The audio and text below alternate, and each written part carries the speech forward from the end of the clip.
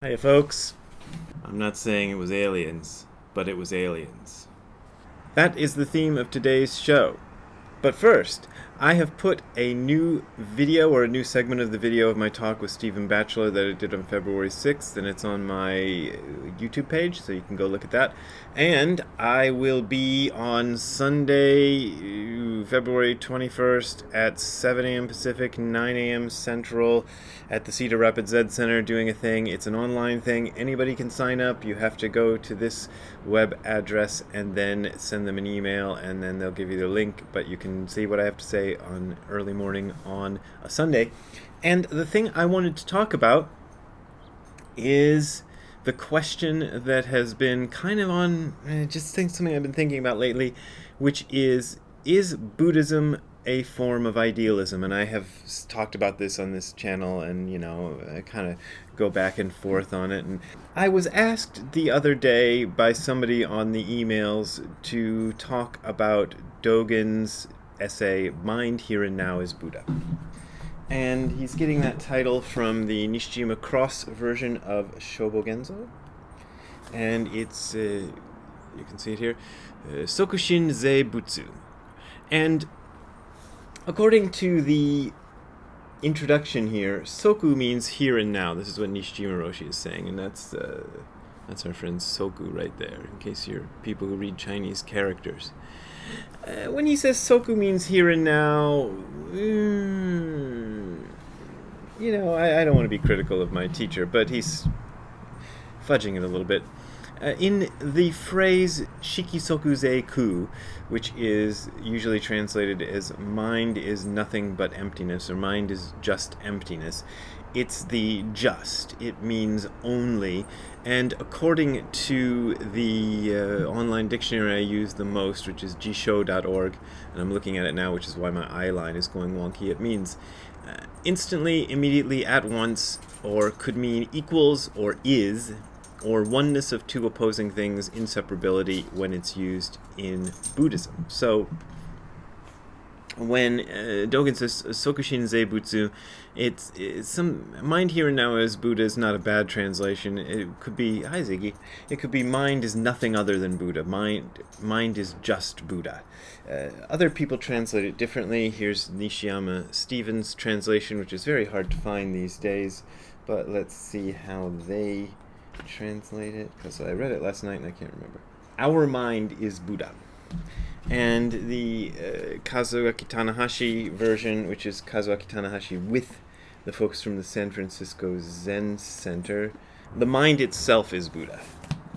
So that sort of a phrase does sound a bit like idealism, because Buddha is everything. Buddha is the substratum of everything. So saying mind itself is Buddha, or mind here and now is Buddha, or mind is nothing other than Buddha, or Buddha is nothing other than mind, is a Buddhist way of saying everything is nothing other than mind.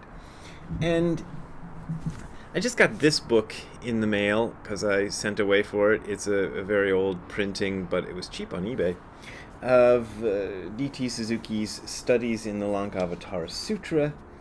And I just kind of opened it up to the chapter on mind only, Chittamatra, which he says, we may therefore say that the teaching of Zen Buddhism, philosophically stated, is a pure idealism. And he goes on to say why he says that, but this was written in... Originally, this printing is from 1968, but I think it's originally 1930. I was going to say 1929, so I was pretty close. So originally published in 1930, and I don't think it was revised for the 1968 edition. So that's the way people were putting it then. This chapter of Dogen, though, the reason I bring that all up is because this chapter, Mind Itself is Buddha, is... When I say that I am interested in trying to explain why Buddhism is not a form of idealism, one of the reasons I'm interested in that is Dogen seems to be really interested in that. Now, you gotta give the caveat that in Dogen's time, the idea of a philosophical segment, I don't know what we call it, school, called idealism well, didn't exist, because idealism is obviously an English word, and it's probably a translation of a Greek concept. But anyway, it comes from a different stream of philosophy that goes through Plato and Bishop Berkeley and maybe Schopenhauer. Don't know much about Bishop Berkeley, Plato, and Schopenhauer, but occasionally people send me things via this channel, and I learn a little bit about them. I've never read Schopenhauer, read a tiny, tiny bit of Bishop Berkeley, probably read Plato when I was in college, but can't remember it. But so, we're referencing a different sort of thing. But what we are referencing does have some relationship between idealism and that. So what he does in this chapter is, the first thing he does is he talks about this phrase, mind here and now is Buddha. And this is one thing I should have looked up before I did the video. Every other translation other than Nishijima Roshi has Dogen saying that this mind here and now is Buddha. Sokushin Zeibutsu was first heard in China but never heard in India. Nishijima Roshi says it was, people mistakenly think that it was first heard in China, but it was actually from India. So who to believe? Maybe I'll tell you in the next episode. I'll go look it up and tell you what I think when I read it in Japanese. But the first thing he does is say that when stupid people hear the talk of mind here and now is Buddha, they interpret that ordinary beings' intellect and sense perception, which have never established the Bodhi mind, are just Buddha. So he's basically saying that people hear this and think, well, they don't have to do anything because they're already Buddha, so it's okay, it's cool. So this is the first point he makes in the essay, and maybe this is his real point. Maybe this is his most important point because he puts it right out at the beginning. But then he changes gears, and he goes into this kind of long thing where he talks about the non-Buddhist Seneca. And I don't know if there is a non-Buddhist Seneca. This idea of Seneca seems to be a stand-in for a kind of philosophy that Dogen finds in Indian philosophy that he thinks is close to Buddhism but isn't quite right. And it's mainly the idea that the ego, what we would call the personal self, is an enduring thing, and it is an immaterial something, Atman, that lives inside your body. And when you die, it's like changing clothes, or it's like moving houses. The being inside the clothes or inside the house remains the same, just the outer clothing changes.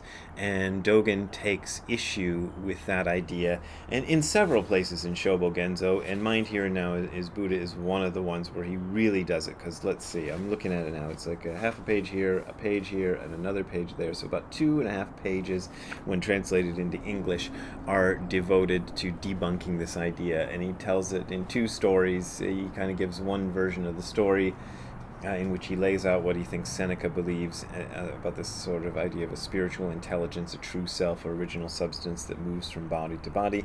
And then he has a story about Master Echu meeting a monk who tells him the good counselors of the place where he comes from, which is the South, say that Buddha means consciousness itself. You are now fully endowed with the essence of seeing, hearing, awareness, and recognition. This essence is able to raise the eyebrows and to wink, to come and go, to move and act. It pervades the body so that when something touches the head knows it, and when something touches the foot knows it.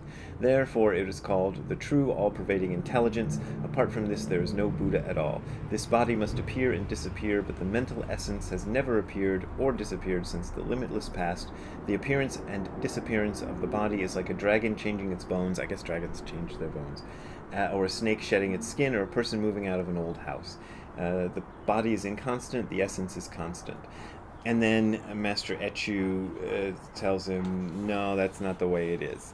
And then Dogen goes on and says what a great guy Master Echu was for like a paragraph. And he likes to do this.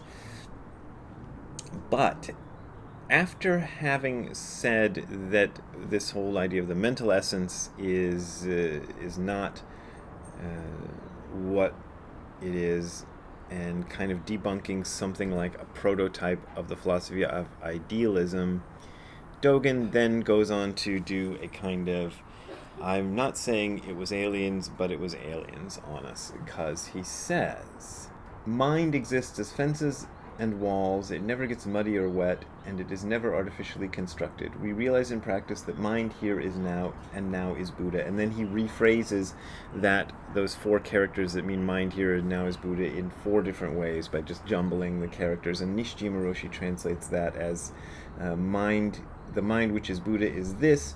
Buddha actually is just the mind. Mind and Buddha here and now is right. And this Buddha mind is here and now. Then what he does is he ends the essay with this long bit of business that I'll read you now, and we'll see what we think of it. Mind as mountains, rivers, and the earth is nothing other than mountains, rivers, and the earth. There are no additional waves or surf, no wind or smoke. Mind as the sun, the moon, and the stars is nothing other than the sun, the moon, and the stars. There is no additional fog or mist. Mind as living and dying, coming and going, is nothing other than living and dying, coming and going. There is no additional delusion or realization. Mind as fences, walls, tiles, and pebbles is nothing other than fences, walls, tiles, and pebbles. There is no additional mud or water. Mind as the 4 elements and 5 aggregates is nothing other than the 4 elements and the 5 aggregates. There is no additional horse or monkey, which Nishijima Roshi gives a footnote and says, the horse represents the restless will and the monkey represents the mischievous intellect. Mind as a chair or a whisk is nothing other than a chair or a whisk. There is no additional bamboo or wood. Because the state is like this, mind here and now is Buddha, is untainted mind here and now is Buddha. And he kind of goes on from there. And it's an interesting thing, at least to me, I don't know about to you guys out there, because he's doing this move in which he sets you up and kind of presents you with an idealistic philosophical position, which postulates the idea that the mind is something real and body, the material world, is something fake. And what Dogen goes on and says, no, mind here and now is Buddha is true, but that doesn't mean the world out there is fake. It means the world out there is also mind.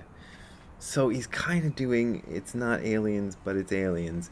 And it's sort of interesting. And I don't know if I've clarified it at all for you, but if you want to read about it, I already showed you those books. And I also wrote something about it in my book, Don't Be a Jerk.